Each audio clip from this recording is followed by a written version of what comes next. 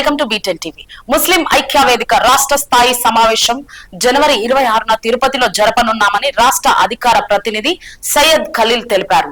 గత 5 సంవత్సరాల నుండి రాష్ట్రంలో సంచలనం సృష్టిస్తున్న ముస్లిం ఐక్య వేదిక సమావేశాలు రాష్ట్రంలో ముస్లిం సమస్యల మీద పోరాడుతూ రాజకీయ పార్టీలకు దీటుగా ప్రజల్లో ఉంటూ ప్రజల మన్ననలు పొందుతున్న ముస్లిం ఐక్య వేదిక ఎన్నికల తరువాత రాష్ట్ర స్థాయి మొదటి సమావేశంలో తిరుపతిలో నిర్వహిస్తున్న రాష్ట్ర వర్గ సభ్యులు రానున్న రోజుల్లో ముస్లింల స్థితిగతుల మీద ఎలా ముందుకు పోవాలి, అలాగే ముస్లిం సమస్యల మీద ఎలా పోరాడాలి అని రాజకీయ చైతన్యం ముస్లింలలో ఎలా తేవాలి, బానిసత్వాన్ని దూరం చేస్తూ అధికారాన్ని ఎలా దక్కించుకోవాలి అన్న ప్రధాన ఉద్దేశంతో ఈ కార్యవర్గ సమావేశం నిర్వహిస్తున్నట్లు రాష్ట్ర అధికార ప్రతినిధి సయ్యద్ ఖలీల్ తెలియజేశారు.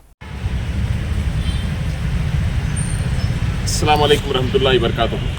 ముస్లిం ఐక్య వేదిక రాష్ట్ర అధికార ప్రతినిధి నేను ఖలీల్ సయ్యద్.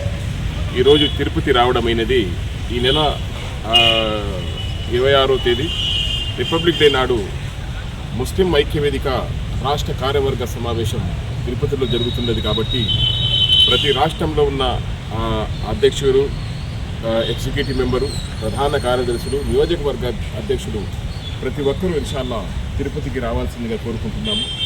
ఉదయం 9 గంటలకు జామా మసీద్, పెద్ద మసీదు దగ్గర తిరుపతిలో జాతీయ జెండా ఆవిష్కరణ ఉంటుంది. ఆ తర్వాత రాష్ట్ర కార్యవర్గ సమావేశం అబూబకర్ షాదీఖానాలో మీరు చూస్తూ ఉంటారు.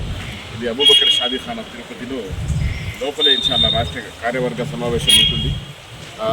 మీ అభిప్రాయాలు మనసు విప్పి మాట్లాడుకునే దానికే ఈ రాష్ట్ర కార్యవర్గ సమావేశం.